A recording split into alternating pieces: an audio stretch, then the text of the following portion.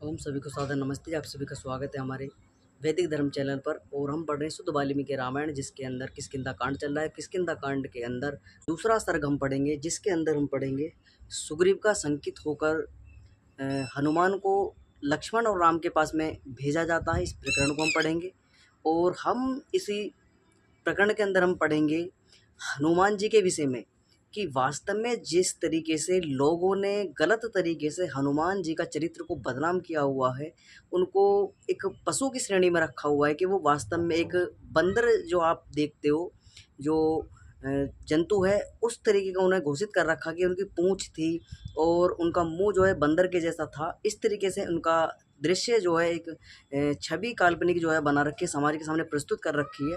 तो इस तरीके की जो धारणा लोगों के समक्ष बनी हुई है, उसको हम समझने का प्रयास करेंगे कि किस प्रकार से वास्तव में हनुमान जी का जीवन चरित्र कैसा था।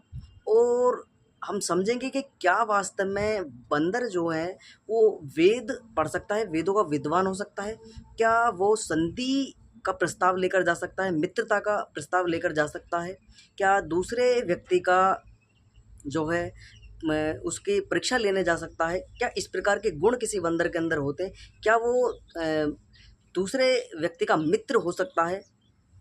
भाई एक तो होता है कि भाई हमने कोई जीव जंतु अपना पाल लिया और वो हमारा ही मित्र होगा वास्तव में तो, लेकिन कोई अनजाना व्यक्ति हमारे पास में आ जाए, अगर हम देखते हैं अपने घर में जो है पालतू जीव कुत्ते बिल्ली आदि पाल लेते हैं, तो उनको जो हम पाल लेते हैं तो वो हमारे ही मित्र होते हैं। अगर कोई अदर व्यक्ति कोई हमारे घर में परिवार में प्रवेश करता है तो उस पर अटैक करना प्रारंभ कर देते हैं, समझ रहे हो। तो इसी प्रकार से जो है बंदर जो है, अगर मित्रता, जो जीव जंतु होते हैं वो मित्र होते हैं अपने ही, लेकिन अगर दूसरा कोई भारी व्यक्ति होता है तो उस पर अटैक करना यानी आक्रमण कर देते हैं, एकदम से वो उस पर अटैक कर देते हैं, उस पर हिंसा कर देते हैं उसके साथ में एकदम से। तो ऐसा यहाँ पर हमको कुछ भी देखने को नहीं मिलेगा। वास्तव में हम पढ़ेंगे कि वास्तव में हनुमान जी का जीवन चरित्र कैसा था। तो जितने भी लोग चैनल से जुड़े हुए हैं, चैनल को सब्सक्राइब अवश्य कर लें, वीडियो को लाइक कर दें। कोई शंकाएं कमेंट बॉक्स में आप अपने प्रश्नों को लिख सकते हैं। इस पूरे के पूरे प्रकरण को हम ध्यानपूर्वक पढ़ेंगे, वीडियो को ज़्यादा से ज़्यादा व्यक्तियों तक पहुँचा दें, चैनल को सब्सक्राइब अवश्य कर लें। कोई शंका है कमेंट बॉक्स में आप अपने प्रश्नों को रख सकते हैं। इस पूरे के पूरे प्रकरण को हम ध्यानपूर्वक पढ़ेंगे। और जो आक्षेप वाल्मीकि रामायण के ऊपर तमाम तरह के लगाए जाते हैं, प्रसंग उठाए जाते हैं कि भाई इस प्रकार की ये मनगढ़ंत कहानियाँ जो बना रखी है, उसका पूरा का पूरा हम बालकांड से ही लेकर अरण्यकांड तक आ गए हैं। और इसमें अरण्यकांड हमने पढ़ा, उसके बाद हम किष्किंधा कांड अब पढ़ रहे हैं वर्तमान में। तो किष्किंधा कांड के अंदर भी कोई भी ऐसी गलत तरीके का तथ्य है वो हमें देखने को नहीं मिल रहा। किस प्रकार का जो अजीब तरीके से दिखाया जाता है कि भाई इन्होंने ये दुराचार किया, ये अत्याचार किया, और हनुमान जी ऐसे थे, राम मांस खाया करते थे, और तमाम तरह की जो किड़वंतियाँ लोगों ने काल्पनिक बना रखी हैं अपने अपने स्वार्थ को पूरा करने के लिए, वो महापुरुषों को जीवन को चरित्र कलंकित करने के लिए वो अपने तरीके से बना रखी हैं। वास्तव में वाल्मीकि ऋषि ने इस प्रकार का कोई प्रसंग उनके जीवन के अंदर ना तो था और ना ही लिखा है। तो इसको हम समझने का प्रयास करेंगे। कक्षा को अपने प्रारंभ करते हैं। तो दृष्ट्वा महात्मनो भ्रातरो राम लक्ष्मणो वायुराधद्रो वीरो सुग्रीव संकीर्तितो भवत्वा, उत्तम अस्त्र शस्त्र धारण करने वाले महात्मा उन दोनों वीर भाई राम और लक्ष्मण को पंपा सरोवर पर घूमते हुए देखकर वानराज सुग्रीव अत्यंत भयभीत हुए। तो जब वो पंपा सरोवर पर दोनों भाई टहल रहे थे, राम और लक्ष्मण, तो वहीं पर ऋषिमुख पर्वत के पास ही सुग्रीव अपने जो उनके संबंधी थे, उनके कुछ मित्रगण थे, अपने सैनिकों के साथ में विश्राम वहीं पर कर रहे थे, उन्होंने अपना जीवन यापन कर रहे थे। बाली के कारण जो है, क्योंकि बाली ने उनको राज्य से बहिष्कृत कर दिया था, राज्य छीन लिया था, तो इसलिए पूरा छुपकर जो है अपने भाई से जीवन यापन ऋषिमुख पर्वत के आसपास कर रहे थे वो। तो वहाँ पर जो है वो देखते हैं कि दो नवयुवक जो हैं वो अस्त्र शस्त्र धारण करे हुए जो हैं पंपा सरोवर पर जो है भ्रमण कर रहे हैं। तो उन्हें देखकर वो घबरा जाता है सुग्रीव जो है। अगला श्लोक है, तथा सा सचवे भविस्थितु सुग्रीव पलववागत्वः संसा प्रमोदिग्ना पंसस्तु राम लक्ष्मणों। तब भय से आक्रांत वानराज सुग्रीव ने राम और लक्ष्मण को देखते हुए अपने मंत्रियों से यह कहा, ए तो वनमिदा दुर्गवाले प्रणाहितो द्रुवमा छदना चीर वसनो प्रचार अंतरो विहे गतो। ये दोनों निश्चय ही बाली के भेजे हुए हैं। ये छल पूर्वक अपने भेष को छिपाकर वल्कल वस्त्र धारण कर दुर्गम वन में घूमते फिरते यहाँ आए हैं। तो अपने मंत्रियों से वो वार्तालाप करता है सुग्रीव की भाई मुझे ऐसा प्रतीत होता है कि ये सुग्रीव के ये जो है बाली के भेजे हुए मुझे लग रहे हैं, और उन्होंने अपना भेष जो है बदल रखा है। वल्कल वस्त्र यानी सन्यासियों का जो है वस्त्र जो होते हैं, इस तरीके के वल्कल वस्त्र यानी गहरवे वस्त्र इन्होंने धारण किए हुए हैं।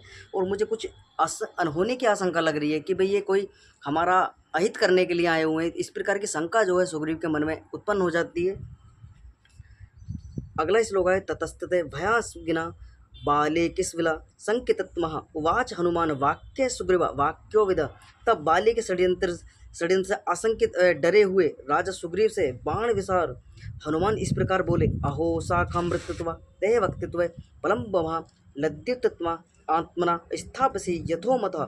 हे बानराज, आश्चर्य है कि आप अपने चित्त की चंचलता के कारण बहुत क्षुद्रता का परिचय दे रहे हैं, यानी कि वो आप कायरता का परिचय दे रहे हैं। आपने जो बाली ने आपको प्रताड़ित किया है उसके कारण आप भयभीत हो चुके हैं और आप कायरता का परिचय दे रहे हैं, जबकि इस अवस्था में आपको धैर्य स्थिर बुद्धि से कार्य लेना चाहिए। सुग्रीवस्थितो वाक्य श्रुत्वा सर्वा हनुमते तत्सुवंत्र वाक्य हनुमते उपावचे। हनुमान के इस सार्ग वृत्तित शुभ वचन को सुनकर सुग्रीव हनुमान जी से अत्यंत मनोहर शब्दों में इस प्रकार बोले, दीर्घ बाहु विशाल अक्षो सरक्षरा पसा धारिणो कस्य सनादिद दृष्टवा हो तो सुरस्तमोह। हे हनुमान, दीर्घ बाहु विशाल नेत्र धनुष बाण और कृपाणधारी देव पुत्रों के समान इन दोनों को देखकर किसको भय नहीं होगा। तो वो कहते हैं सुग्रीव कि देखो हनुमान, ये जो दो नवयुवक यहाँ पर हैं किसको ऐसी शंका नहीं होगी, क्योंकि ये अस्त्र शस्त्रों को धारण किए हुए हैं और बड़ी लंबा चौड़ा शरीर इनका है। कौन भयभीत नहीं होगा इनके शरीर को देखकर, इनके अस्त्र शस्त्रों को देखकर। इनका पूरा जो एक पहनावा है, एक लगता है कि भाई सन्यासी लोग जो हैं इस तरीके का अस्त्र शस्त्र इतने धारण नहीं करते जिस तरीके से ये धारण किए हुए हैं। तो मुझे कुछ ना कुछ शंका दिखाई लगती है। तो वो कहते हैं कि भाई मुझे तो इसी कारण जो है भयभीत हो रहा हूँ मैं। बाले प्रणहितो तवा वेत्व संकः पुरुषतत्महो राजनो बहुमित्रश्च विश्वासो नात्र ही क्षमः। इन दोनों नरश्रेष्ठों को देखकर मुझे तो यही शंका हो रही है कि ये दोनों बाली के भेजे हुए हैं, क्योंकि राजाओं के अनेक प्रकार के मित्र होते हैं, अतः इन पर सहसा विश्वास करना उचित नहीं है। तो वो कहता है सुग्रीव कि मुझे तो ऐसा ही प्रतीत हो रहा है कि भाई जो राजा होते हैं उनके बहुत सारे मित्र हुआ करते हैं, और अनेक मित्र होने के कारण जो है विश्वास करना उचित नहीं है। तो वो इस प्रकार की शंका में जो है जो सुग्रीव अपने संकित कर लेता है अपने मन को जो है कि भाई पता नहीं वो अजीब ही उसके दिमाग में जो है ख्याल चलने लगते हैं। क्योंकि जो व्यक्ति एक बार प्रताड़ित हो जाता है तो उसके मस्तिष्क के अंदर शंका, भय, लज्जा आदि उत्पन्न हो जाती हैं कि भाई कहीं ना कहीं से कोई जो शत्रु है वो मुझ पर आक्रमण ना कर दे, मेरा अहित ना कर दे, मेरी प्राण ना ले। तो इस प्रकार की शंका जो है वो सुग्रीव के मन में भी आ रही थी। वास्तव में बाली था उसका भाई, लेकिन एक भाई का किस प्रकार से दुर्व्यवहार उसके साथ में किया गया, उसको राज्य से बहिष्कृत कर दिया गया, उसको राज्य छीन लिया गया उससे। तो इस प्रकार का जो है वो देखकर संकित हो जाता है। अगला श्लोक है तो तव्य प्राकार्तनवा गत्वो जेन्युप्लम्भः। तो वो कहते हैं अतः हनुमान तुम साधारण भेष में उनके समीप जाकर उनके हाव भाव, चेष्टा, आकृति और भाषण के द्वारा पता लगाओ कि ये दोनों कौन हैं। तो यहाँ पर हनुमान जी को संकेत किया जाता है, सलाह दी जाती है सुग्रीव के द्वारा कि भी कि हनुमान आप जाकर जो इन दोनों नवयुवकों का यानी इन दोनों का जो है परिचय लो, ये वास्तव में है कौन। आप साधारण भेष धारण करो और इस जो क्षत्रित्व का भेष आपने बनाया हुआ है, जो अपने क्षत्रित्व का जो भेष धारण किया हुआ है, क्षत्रित्व का जो आपने अस्त्र शस्त्र धारण किए हुए हैं, इन सबको त्याग कर जो है साधारण मनुष्य का भेष तुम धारण करो और जाकर जो है इनका परिचय लो कि वास्तव में लोग हैं कौन। तो अगला श्लोक है वाचो विज्ञाजे हनुमान सुग्रीवश्चे महात्मना पर्वत दृष्टवा मुक्तत्वा पुलत्वा यत्र राघवो। महात्मा सुग्रीव का आदेश पाकर हनुमान ऋषिमुख पर्वत से शीघ्रतापूर्वक उधर चल पड़े जहाँ राम और लक्ष्मण टहल रहे थे। तो वहाँ पर जो है आज्ञा लेकर सुग्रीव की वो वहाँ पर पहुँचते हैं ऋषिमुख पर्वत से। तो जहाँ पर वो दोनों के दोनों राम और लक्ष्मण अपने घूम रहे थे पंपा सरोवर के पास में, तो हनुमान जी उधर चल पड़ते हैं जिधर राम और लक्ष्मण होते हैं। तो अपने रास्ते में चलते हुए उन्होंने जो अपना क्षत्रिय भेष धारण किया हुआ था उसको रास्ते में परित्याग करते हैं उसको, और अपनी पहचान को छुपाने के लिए, यानी कि अपने क्षत्रित्व को छुपाने के लिए, कि वास्तव में ऐसा प्रतीत ना हो कि मैं कोई क्षत्रिय हूँ, इस तरीके से जो है अपने पहचान का त्याग करते हैं और याचक का रूप धारण करते हैं। यानी रूप धारण करने का मतलब यह नहीं कि वो जो है कोई रूप बदल लेते थे, इस तरीके से नहीं, अपना उन्होंने वस्त्रों का त्याग किया। जो क्षत्रिय अस्त्र शस्त्र धारण किए होते, वस्त्र धारण किए होते, क्षत्रिय जो होते हैं, योद्धा जो होते हैं, उनके पोशाक अलग तरीके की होती है, तो उस पोशाक का उन्होंने त्याग करा और याचक का रूप धारण करा। याचक यानी सन्यासी का रूप धारण उन्होंने किया। अगला श्लोक आया है, तत्सा हनुमान वाचा सा लक्षणा सुमनाज्य विनीत वधु प्रागम्य राघवो प्रणेतत्य चह अभाभासे तदा वीरो यथा प्रंतसंसा चह समुज्य विधि विद्रोह हनुमान मारुतमजः। तत्पश्चात हनुमान जी राम लक्ष्मण के समीप जाकर उन्हें नम्रतापूर्वक प्रणाम कर मधुर एवं मनोहर वाणी से उन दोनों की प्रशंसा करने लगे। उन दोनों वीरों की यथार्थ प्रशंसा कर तथा उन दोनों की विधिवत सत्कार कर पवन सुत हनुमान जी बोले। तो यहाँ पर एक ये जो श्लोक आया है, यहाँ पर देखने को मिलता है कि भाई साहब कौन बंदर जाकर अपना परिचय देगा, कौन उनको सत्कार करेगा, कौन मधुर वाणी में बोलेगा। क्या भाई साहब बंदर जो है हमारे जैसी भाषा यानी हमारी लैंग्वेज में बात कर सकता है? आपने देखा कभी? आपके पूर्वजों ने देखा?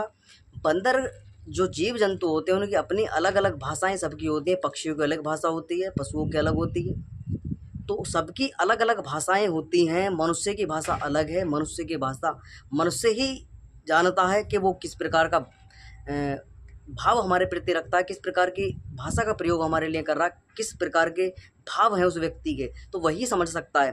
तो यहाँ पर जो है हनुमान जी पहुँचते हैं, उनका सत्कार करते, आदर सत्कार करते, नमस्ते आदि करते हैं, और वहाँ पर जाकर हनुमान जी वार्ता करते हैं। अगला श्लोक है, राजऋषि देव प्रतिमोह तपामसो सस्ती व्रतवतो देश कंतमिमा प्राप्त तो भवंतु वर्णे वर्ण हो। आप दोनों राजऋषि सदृश्य देवताओं के समान तपस्वी एवं कठोर व्रतधारी हैं। हे उत्तम वर्णयुक्त, आप दोनों महानुभाव इस प्रदेश में किस लिए आए हैं? तो वो परिचय यहाँ पर जो है राम और लक्ष्मण का लेते हैं कि आप राजऋषि के दृश्य प्रतीत होते हैं और आप जो हैं कठोर तपस्वी यानी व्रतधारी मुझे दिखाई देते हैं। उत्तम वर्णयुक्त आप दोनों महानुभाव इस प्रदेश में क्या कर रहे हैं, किस कारण आप जो है यहाँ पर विचरण कर रहे हैं? तो यहाँ पर हनुमान जी के द्वारा उनका परिचय जो है लिया जाता है। अगला श्लोक है, पदपत्रे क्षणो वीरो जटा मंगल धारिणो अन्य सदृशो वीरो देवलोका दिव्यगतो। आपके नेत्र कमल के समान हैं, आप वीर हैं और जटा मंगल धारण किए हुए हैं। समान आकृति वाले आप दोनों कौन हैं? कहीं आप दोनों देवलोक त्रिविष्टभ से तो नहीं आए? तो यहाँ पर वो बूझते हैं हनुमान जी, आप इतनी सुंदर हैं, आपका शरीर की आकृति इतनी सुडूल है, इतनी सुंदर हैं, और आप एक ऋषि राज ऋषियों के सदृश्य मुझे दिखाई दे रहे हैं, प्रतीत हो रहे हैं कि आप ऋषि प्रतीत होते हैं मुझे, और इतने सुव्यवस्थित शरीर आपका है, कहीं से भी कोई विकार आपके शरीर में नहीं दिखाई देता, कोई वाणी में विकार नहीं दिखाई दे रहा मुझे। तो आप मुझे ऐसा लग रहे हैं कि आप देवलोक त्रिविष्टभ यानी कि जहाँ प्रथम मनुष्य की उत्पत्ति हुई, त्रिविष्टभ यानी जिसे तिब्बत बोला जाता है, वहाँ पर देवलोक रहा करते यानी देवता लोग रहा करते थे, उसको देवलोक बोला जाता था यानी देवताओं का स्थान। तो वहाँ पर सज्जन लोग यानी जो देवता हुआ करते थे वो रहा करते थे वहाँ पर। तो वो ऐसा बोलते कि आप देवलोक त्रिविष्टभ से तो नहीं आए। यद्रचित्वा समाप्रततो चंद्र सूर्यो वसुंधरामा विशाल वक्षो वीरो मनुष्य देव रूपिणो। समीक्षा पूर्वक कहीं सूर्य और चंद्रमा तो इस धराधाम पर नहीं उतर आए हैं, अर्थात आपका सौंदर्य सूर्य और चंद्रमा की कांति को भी मलान कर रहा है। विशाल वक्षस्थलों से युक्त साधारण मनुष्य के रूप में आप दोनों, तो कहते हैं साधारण मनुष्य के रूप में आप दोनों कहीं देवता तो नहीं हैं। तो इस प्रकार की प्रशंसा जो है हनुमान जी उन दोनों भाइयों की, राम और लक्ष्मण की, करते हैं, और देवता तुल्य उनका सदृश्य, उनका पूरा आदर व्यवहार, उनका आचार पूरा प्रतीत होता है। उनको देख कर जो है किस प्रकार की प्रशंसा जो है, इतनी अच्छी प्रशंसा जो है हनुमान जी के द्वारा दोनों भाइयों की की जाती है। और लोग आक्षेप लगाते हैं कि हनुमान जी ऐसे थे, बंदर थे, और राम जी मांस शिकार आदि किया करते थे, सीता जी उनको मांस परोस कर खिलाया करती थी। तमाम तरह का आक्षेप लगाए जाते हैं। एक नीचता की हद पार कर रखी है लोगों ने कि भी अपने महापुरुषों को ठीक प्रकार से चरित्र को ना जानने के कारण, महाभारत रामायण को ना पढ़ने के कारण श्री राम के जीवन को कलंकित कर दिया। उन्होंने हनुमान जी के जीवन को कलंकित कर दिया, श्री कृष्णचंद्र जी महाराज के जीवन को कलंकित करने में कोई कसर उन्होंने नहीं छोड़ी है। तो हमें अगर अपने महापुरुषों का चरित्र जानना है तो आपसे बारंबार विनम्र निवेदन है कि हमें रामायण पढ़नी पड़ेगी, हमें महाभारत पढ़नी पड़ेगी, तब जाकर हम जो शंकाएँ जो हमारे दिमाग में मस्तिष्क के अंदर लोगों के द्वारा गलत तरीके से भर दी गई हैं उनका समाधान हो पाएगा। इसलिए हमें शास्त्र पढ़ने पड़ेंगे, विद्वानों का संग करना पड़ेगा और शास्त्रों का गहन अध्ययन हमको करना पड़ेगा, विचार करने पड़ेंगे, विमर्श करना पड़ेंगे। नहीं तो ये पीढ़ी दर परंपरा जो हमने अपने पूर्वजों से सुनी, उसके पूर्वजों से सुनी और समाज के द्वारा सुनी, तो वो गलत जो थॉट हमारे मस्तिष्क के अंदर जमा हो चुके हैं वो कहीं ना कहीं आने वाली जो हमारी पीढ़ी है उसके मस्तिष्क में चले जाएंगे। तो इसलिए उसका समय रहते रहते उसका प्रतिकार कर देना चाहिए, उस गलत धारणा को छोड़ देना चाहिए, जो सत्य उसको धारण कर लेना चाहिए। तो इसीलिए हमें अपने शास्त्रों का जो है अध्ययन विनम्रतापूर्वक करना चाहिए, स्वाध्याय डेली प्रतिदिन करना चाहिए, मनन करना चाहिए, चिंतन करना चाहिए कि हमारे पूर्वज वास्तव में कैसे थे। क्या हमारा डीएनए परिवर्तन हो चुका है कि भाई जो हम डार्विनवाद की थ्योरी दी जाती है कि पहले जो है हम जो कोशिकाएं होती हैं उस प्रकार के हम छोटे छोटे जलीय जीव थे, फिर बड़े बड़े विकास होते होते चले गए, हम चिंपैंजी आदि बने, होमोसेपियंस आदि के जो है वो उपाधियाँ तरीके का तमाम तरह के जो हैं तर्क लगाए जाते हैं कि भाई इस तरीके से जो है मानव का विकास हुआ। तो ये तमाम तरह की थ्योरी बिल्कुल बेकार है, कुछ भी इसमें लॉजिक ना कोई तथ्य है। हम शुरू से ही मनुष्य थे, आज भी हम मनुष्य हैं, आगे भी जो हमारे आने वाली संतानें वो भी मनुष्य ही पैदा होंगी। डीएनए में कोई परिवर्तन इस तरीके का हमें दिखने को नहीं मिलता, वास्तव में मनुष्य हैं। शरीर की आकृति प्रकृति में थोड़ा बहुत अंतर हमें देखने को मिलता है। वास्तव हमारी लैंग्वेज, हमारी भाषाएं सब वही है, शरीर में थोड़ा बहुत परिवर्तन हो सकता है, वो क्लाइमेट के आधार पर हो जाता है, कोई काला है, कोई गोरा है, कोई भूरा है और कोई छोटा है कद का है, कोई ज़्यादा ऊंचा है। तो इस प्रकार का परिवर्तन देखने को मिल सकता है। वास्तव में हम सभी मनुष्य हैं, वास्तव में ऐसे कोई डीएनए परिवर्तन देखने को नहीं मिलता। कोई एकाध विरल कोई होगा जिसके साथ में दुर्लभ घटनाएं घट जाती हैं कि भी किसी का शरीर कुछ विकृति रूप में उत्पन्न हो जाता है, पैदा हो जाता है। तो इस तरीके का वहाँ तो देखने को मिलती है कंडीशन, लेकिन इस तरीके का कोई भी वहाँ पर देखने को नहीं मिला हमें जो रामायण के अंदर है। इस तरीके का प्रसंग कोई भी हमें देखने को नहीं मिलता कि हनुमान जी जो है बंदर थे। तो हनुमान जी उनकी और यहाँ पर जो है प्रशंसा करते हैं, वो कहते हैं आप दोनों के कंधे सिंह के समान हैं, आप महाउत्साही और मदमत वृषभों के तुल्य हैं, आपकी भुजाएं गदा के समान गोल दृढ़ लंबी हैं, संपूर्ण आभूषणों से विभूषित करने योग्य आपके सुंदर शरीर आभूषणों से रहित क्यों हैं? मैं समझता हूँ आप दोनों व्यक्ति इस संपूर्ण पृथ्वी की रक्षा करने में समर्थ हैं। तो यहाँ पर कितनी प्रशंसा जो है हनुमान जी के द्वारा की जाती है कि भी मुझे ऐसा प्रतीत होता है कि आप दोनों भाई जो है संपूर्ण पृथ्वी की रक्षा करने में समर्थ हैं। इतना बाहुबल दोनों भाइयों के अंदर था, तभी तो उन्होंने 14-14 हजार राक्षसों का वध जो है वन के अंदर किया। कोई साधारण मामूली व्यक्ति नहीं थे दोनों भाई, बड़े प्रक्रमी राजा के पुत्र थे और प्रक्रमी क्षत्रिय राजा थे दोनों भाई। तो इस प्रकार को देखने को मिलता है कि वे दोनों भाई की किस प्रकार से प्रशंसा यहाँ पर की जाती है कि मुझे ऐसा प्रतीत होता है कि आप पूरी पृथ्वी का दोनों भाई ही रक्षा करने में समर्थ हैं। अगला श्लोक आए, इमे चा धनुषे चित्रे सलक्षणा चित्रानुरूपने प्रकाशते यथन दृष्टे वज्रे हेमा विभूषिते। आपके ये दोनों धनुष अद्भुत चिकने और चित्रकारी किए हुए हैं, ये ऐसे दिखाई दे रहे हैं जैसे इंद्र के स्वर्ण भूषित वज्र हों। संपूर्णा नीतिशत वर्णस्तुतश्च शुभ दर्शना जीवत्ता कना द्रो समस्त द्रव पत्तग्रह। तीखे बाणों से परिपूर्ण आपके तर्कस भी बड़े सुंदर जान पड़ते हैं, जिनमें जीवन का अंत कर देने वाली सांप के समान भयंकर बाण भरे हुए हैं। आगे लिखा है, लंबी चौड़ी और सुनहरे मुठों वाली आपकी तलवारें कैंचुली छोड़े हुए सर्प की भांति दमक रही हैं। दोनों भाइयों की प्रशंसा कर हनुमान अपना प्रयोजन कहते हैं। सुग्रीव नामक एक धर्मात्मा है और वीर वानरों का मुखिया है, जो अपने भाई द्वारा अपमानित करके निकाला जाने पर दुखी होकर संसार में मारा मारा फिर रहा है। तो वो प्रशंसा करते हैं दोनों भाइयों की और अपना परिचय भी देते हैं कि मैं जो है यहाँ पर जिसके साथ में मैं हूँ, एक सुग्रीव नाम का राजा है, व्यक्ति है, वो अपने भाई के कारण प्रताड़ित होकर उसको राज्य से भ्रष्ट कर दिया गया है। सुग्रीव को उसे राज्य से निकाल दिया गया है। तो वो लोक में मारा मारा फिर रहा है, यानी परेशान है, बड़ा भयभीत होकर इधर उधर अपने जीवन को छुपाता हुआ फिर रहा है बाली से जो है। तो आगे वो कहते हैं कि अगले श्लोक आया है, प्राप्तो हि पृष्ठतस्तना सुग्रीवणा महात्मना राजा वानर मुख्यना हनुमात्म वानरा। उन महात्मा महाराज सुग्रीव द्वारा भेजा हुआ मैं आपके पास आया हूँ, उसके वानरों में मुख्य मैं हनुमान नामक वानर हूँ।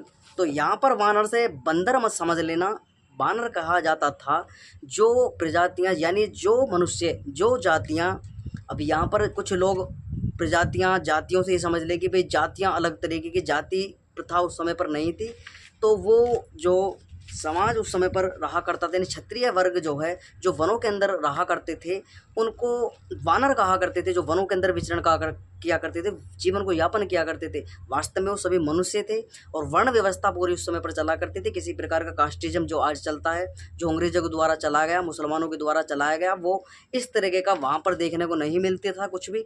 वहाँ पर वर्ण व्यवस्था चलती थी, वहाँ पर ब्राह्मण क्षत्रिय वैश्य शूद्र और आश्रम व्यवस्था थी, वर्ण व्यवस्था थी, ये चला करते थे जो परमपिता परमात्मा के द्वारा निर्धारित किए हुए हैं। जीवन यापन करने के लिए जो नियम बनाए गए हैं उन नियमों में बंधकर जीवन यापन लोग किया करते थे उस समय पर, तो वहाँ पर वर्ण व्यवस्था थी। तो ऐसे ही क्षत्रिय वर्ण के हनुमान जी थे और सुग्रीव की सेना में जो सेनापति थे वो। तो यहाँ पर अपना परिचय भी देंगे हनुमान जी किस प्रकार से, जो लोग बार बार बंदर बंदर उनको कहते हैं, आज आपके मस्तिष्क की नसें खुल जाएंगी कि किस प्रकार से हमें गलत तरीके से दिखाया गया और हमें क्या सुनने को मिल रहा है कि वाल्मीकि रामायण के अंदर हमें तो वो वास्तव में मनुष्य प्रतीत होते हैं और इतने बड़े विद्वान उच्च कोटि के विद्वान दिखाई देते हैं, जैसा उनकी प्रशंसा जो है दोनों भाई राम और लक्ष्मण के द्वारा की जाती है, वो प्रसंग भी हमें इसी के अंदर देखने को मिलेगा। तो वो कहते हैं कि मैं हनुमान नामक वानर हूँ, युवावत्य सहा धर्मात्मा सुग्रीव खश्चते तस्य माँ सचिवा विद्र वानरा पवनात्म जमा। वे धर्मात्मा सुग्रीव आप दोनों भाइयों के साथ मैत्री करना चाहते हैं, मुझे आप पवन का पुत्र और सुग्रीव का मंत्री समझिए। तो वो स्पष्ट कहते हैं कि वो सुग्रीव जो है आपसे मैत्री करना चाहते हैं, आपसे मित्रता करना चाहते हैं, मुझे सुग्रीव का मंत्री समझिए। एतत्वा श्रुत्वा वचतस्य रामो लक्ष्मणा मावृत्ते पृष्ठः वदनः श्रीमान भ्रत्रा प्रसाद चित्रमः। हनुमान के इन वचनों को सुनकर श्री राम अत्यंत प्रसन्न हुए और अपने समीप स्थल स्थित लक्ष्मण जी से बोले, सचिवो कपिस्तंदृश्य सुग्रीवस्य महात्मना तमेव कांगा क्षामास्य ममा किंति कमुगवागतते। हे लक्ष्मण, ये उन वानराज के मंत्री हैं जिनसे मैं स्वयं मिलना चाहता था, सो यह उनका मंत्री स्वयं ही हमारे पास आ गया है। तो वो कहते हैं भाई हम जिस सुग्रीव को ढूंढते हुए इधर उधर घूम रहे हैं और पंपा सरोवर पर पहुंचे हैं, उनका शीघ्र कितनी ईश्वर की कृपा है, देखो वो स्वयं ही उनका मंत्री हमारे पास आ चुका है। तो यहाँ पर बड़े प्रसन्न होते हैं राम जी जो हैं। तम भैया भाषा सौमित्रे सुग्रीव वशिष्ठ कपिमा वाक्य जय मधुर वाक्य स्नेहयुक्त मनिरंद ममा। हे लक्ष्मण, तुम वाक्य विशारद शत्रु का मान वर्धन करने वाले स्नेह की मूर्ति सुग्रीव के सचिव हनुमान से मधुर वाणी में वार्तालाप करो। तो यहाँ पर संकेत दिया जाता है श्री राम के द्वारा लक्ष्मण को कि आप जो है मधुर वाणी में वाक्य विशारद शत्रु का मान वर्धन करने वाले स्नेहयुक्त मूर्ति सुग्रीव के सचिव हनुमान से मधुर वाणी में यानी बड़े विनम्र भाषा में जो है बड़े अच्छे तरीके से इनसे वार्तालाप करो। तो ये लक्ष्मण जी को आदेश राम जी के द्वारा दिया जाता है। ना ऋग्वेद विनतस्य ना यजुर्वेद धारिणा। तो यहाँ पर देखने को मिलेगा कि वो कहते हैं ना ऋग्वेद विनतस्य ना यजुर्वेद धारिणा ना सामवेद विदुषा साक्यमेव प्रभास विस्तुतमय। ये हनुमान उच्च कोटि के विद्वान हैं। तो यहाँ पर अपने मस्तिष्क को खोलने वाली बात यहाँ पर श्लोक लिखा हुआ है। जिन लोगों के दिमाग में गलत धारणा चलेगी कि हनुमान जी बंदर थे, यहाँ पर हनुमान जी की प्रशंसा करते हुए लक्ष्मण जी कहते हैं कि देखो ये हनुमान उच्च कोटि के विद्वान है, क्योंकि ऋग्वेद के अध्ययन से अनविज्ञ, यजुर्वेद के ज्ञान से हीन और सामवेद के बोध से शून्य व्यक्ति ऐसी परिष्कृत बातें नहीं कर सकता। यानी इतनी विद्वान पूर्वक, इतनी विद्वता पूर्वक बातें हमसे नहीं कर सकते, नम्रता पूर्वक बातें जिसमें भाषा की एक त्रुटि मात्र भी नहीं है, एक अक्षर की भी त्रुटि नहीं है। इस तरीके की प्रशंसा लक्ष्मण जी जो है हनुमान जी की करते हैं कि कोई भी व्यक्ति जिसने ऋग्वेद को नहीं पढ़ा हो, यजुर्वेद को ना पढ़ा हो, सामवेद को ना पढ़ा हो, व्याकरण को ना पढ़ा हो, ऐसी बातें वो व्यक्ति कभी जीवन में नहीं कर सकता है जिस प्रकार की वार्तालाप ये हमसे कर रहे हैं। अगला श्लोक आया है, नूना व्याकरण कृतास्मना बहुधा श्रुतमः बहु व्याकरात्ने ना किंचित भस्मा स्वादित्वमः। निश्चय ही इन्होंने संपूर्ण व्याकरण का अनेक बार अध्ययन किया है, यही कारण है कि इनके इतने समय बोलने में इन्होंने कोई भी त्रुटि नहीं की है। तो मुझे अभी ये बता दिए, मैं उन लोगों से पूछना चाहता हूँ जो लोग ये कहते हैं कि हनुमान जी बंदर थे, क्या भाई साहब बंदर वेदों का अध्ययन कर सकता है?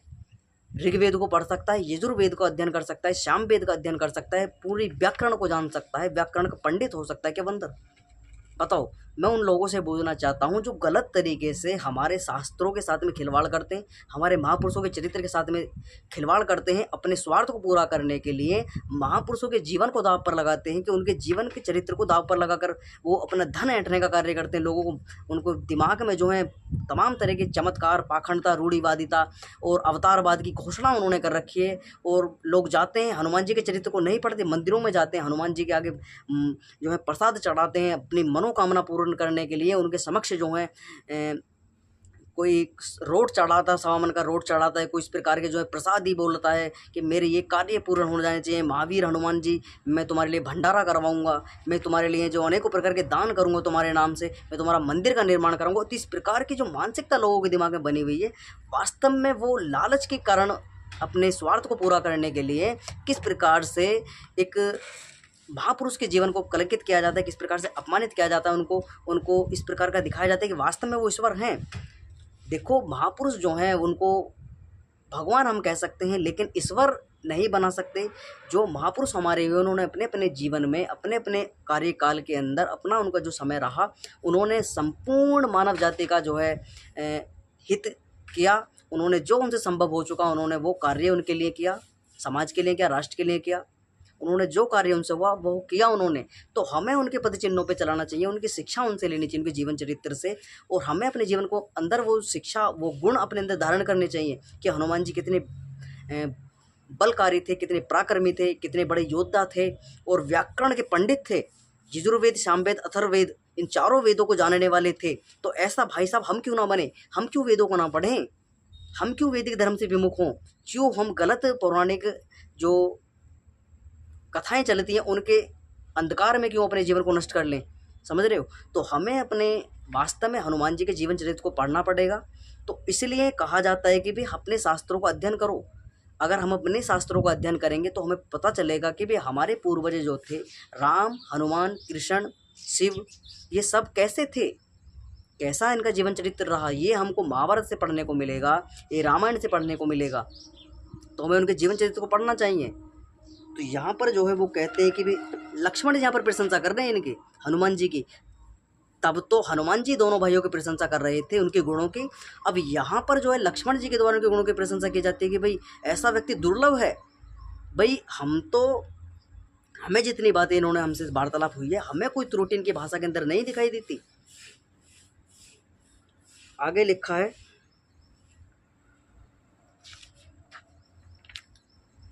अगला श्लोक आया जिसमें लिखा है, नामुखे नेत्रोप्रवपि ललाटे भ्रुवस्तता अंत्य गात्रेषु दोष संविदिता कवाविचिते। इतना ही नहीं, बोलते समय इनके मुख, नेत्र, ललाट, भुएं तथा शरीर के अन्य अंगों में कोई विकृति या दोष नहीं दिखाई दिया। यानी कि वो कहते हैं कि भाई जब व्यक्ति बातें करता हुआ होता है, अगर कोई त्रुटि उसके भाषा में होती है तो कुछ ना कुछ परिवर्तन शरीर के अंदर देखने को मिलता है। भुएं कुछ अलग तरीके से दिखाई देती हैं, जिह्वा यानी कि जो हमारे होंठ हैं वो अलग तरीके से दिखाई देते हैं। तो इस प्रकार का हमें कुछ भी विकृति जो है इनके शरीर के अंगों के साथ में नहीं दिखाई दी। बिल्कुल विनम्र और एकदम साधारण वे में हमसे बातें कर रहे हैं और किसी प्रकार का भयभीत, किसी प्रकार की शंका इनकी भाषा के अंदर दिखाई नहीं देती हमें। तो इस प्रकार के जो हैं वो प्रशंसा लक्ष्मण जी हनुमान जी की करते हैं। अविस्तवा मंदक मवालित्यते वित्तमा बुद्धृत्तमः उरास्तते कंठका वाक्य वर्तते मध्यम स्वर। इनका भाषण संक्षिप्त परंतु संदेह रहित है। आपने कथन को व्यक्त करते हुए ना तो इन्होंने शीघ्रता की है और ना विलंब ही किया है। इनके हृदय का वाक्य जब कंठ में आकर बाहर निकलता है तब उसका स्वर ना तो बहुत ऊंचा होता है और ना ही बहुत नीचा होता है, अपितु मध्यम होता है। तो यहाँ पर जो है तो लक्ष्मण जी कहते हैं कि जब ये वार्ता कर रहे थे हमसे, तो इस तरीके से वार्ता हो रही थी, हमारा वार्तालाप हो रहा था। ना तो इनका भाषा का जो स्वर है ना तो अधिक ऊंचा था और ना ही अधिक नीचा था, यानी कि मध्यम श्रेणी का इनका स्वर था और बड़ी अच्छी तरीके से वार्तालाप ये कर रहे थे। तो किसी प्रकार का भाषा में त्रुटि तो हमको दिखाई नहीं दी। और ऐसा व्यक्ति बिगर ऋग्वेद को पढ़े, यजुर्वेद को पढ़े, सामवेद को पढ़े, व्याकरण को पढ़े, ऐसा व्यक्ति वार्तालाप कर ही नहीं सकता। ये कौन कह रहा है? ये लक्ष्मण जी श्री राम से कह रहे हैं। अगला श्लोक आया है, संस्कार क्रमास्तथा संपन्ना माधुर्य विलंबित मतत्मः उच्चयातति कल्याणी वाच हृदयमावृणितम। इनकी वाणी व्याकरण से संस्कारित क्रम संपन्न तथा ना बहुत धीमी है और ना बहुत तेज है। इनकी वाणी हृदय को हर्षित करने वाली और मधुर है। तो लक्ष्मण जी कहते हैं इनकी वाणी इतनी अच्छी है कि हृदय को हर्षित करने वाली है और ना तो बहुत तेज है ना बहुत धीमी है, बहुत अच्छी मधुर भाषा में है, मधुर भाषा इनकी है। अन्य ना चित्रा वाचा स्त्रित्रस्ता ना व्यंजनास्तता कास्य नराध्यात्ते चित्त मुद्दा तार सेरो और अपिहा उर्कंठ और मृदा। इन 3 स्थानों से व्यक्त की गई इनकी विचित्र एवं रमणीय वाणी हाथ में तलवार लेकर मारने के लिए उदित शत्रु के कठोर हृदय को पिघला देगी। तो यहाँ पर कहते हैं कि भाई हनुमान जी की भाषा यानी इनकी जो बात करने की जो शैली है इतनी अच्छी है कि अगर कोई व्यक्ति भाई साहब इतने गुस्से में भी है यानी शत्रु को दमन करने वाला एकदम इतना क्रोधित हो चुका है, अगर भाई साहब कोई एक बार हनुमान जी से वार्तालाप कर ले, हनुमान जी उसके समक्ष चले जाएं और वार्तालाप कर ले तो भाई साहब उस इतने क्रूर से क्रूर व्यक्ति का हृदय भी पिघल जाएगा। इतनी कोमल वाणी से वार्तालाप करते हैं भाई साहब, हम गदगद हो गए कि राम लक्ष्मण कह रहे हैं कि भाई देखो इतनी मनोहर भाषा इनकी है, इतना अच्छा वार्तालाप करते हैं कि हम गदगद हो गए। हम प्रशंसा इतनी अच्छी तरीके से वार्तालाप कर रहे हैं कि भाई साहब हमने ऐसा व्यक्ति नहीं देखा अभी तक कि जो इतनी अच्छी तरीके से बातें करता हो। इतनी प्रशंसा जो है दोनों भाइयों के द्वारा हनुमान जी की जाती है और हनुमान जी भी जो है इनकी इतनी अच्छी प्रशंसा करते हैं कि वास्तव में ये दोनों भाई इतने सामर्थ्यवान हैं, इतने शक्तिशाली, इतने बलवान हैं कि पृथ्वी का दोनों भाई जो है रक्षण करने में सामर्थ्य हैं।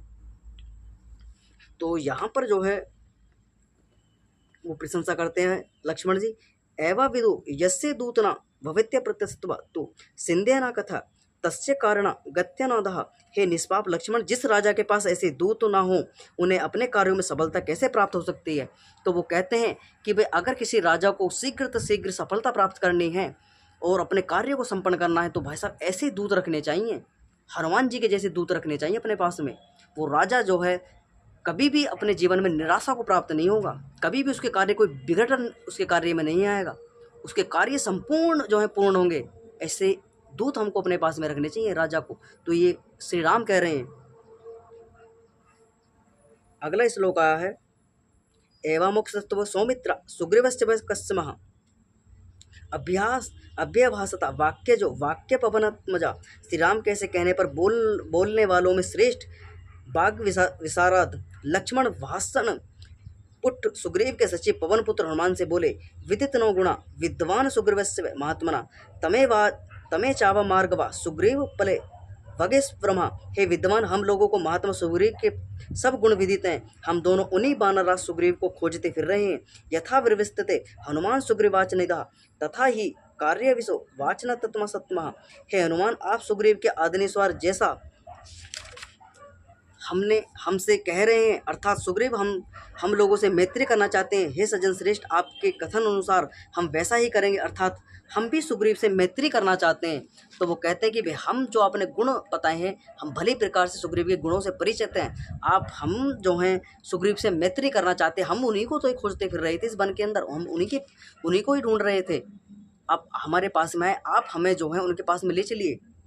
तो यहाँ पर जो है हमने पढ़ा कि हनुमान जी जो हैं चारों वेदों के विद्वान थे, व्याकरण के पंडित थे, कोई बंदर नहीं थे जो बंदर हम देखने को मिलते हैं। और हमने देखा कि इस प्रकार से प्रशंसा जो है हनुमान जी की लक्ष्मण और राम की जाती है। राम और लक्ष्मण के द्वारा हनुमान जी की प्रशंसा की जाती है, उनके गुणों का व्याख्यान किया जाता है।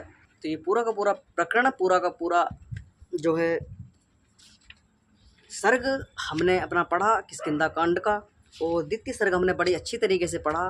तो ये अपने दिमाग में से निकाल दीजिए। अगर गलत धारणा भरी हुई है उसको त्याग कर जो है अच्छी जो बातें हैं, जो वास्तव में उनके जीवन से रिलेटेड बातें हैं, जो उनके जीवन की वास्तव में सच्चाई है, उसको धारण करें।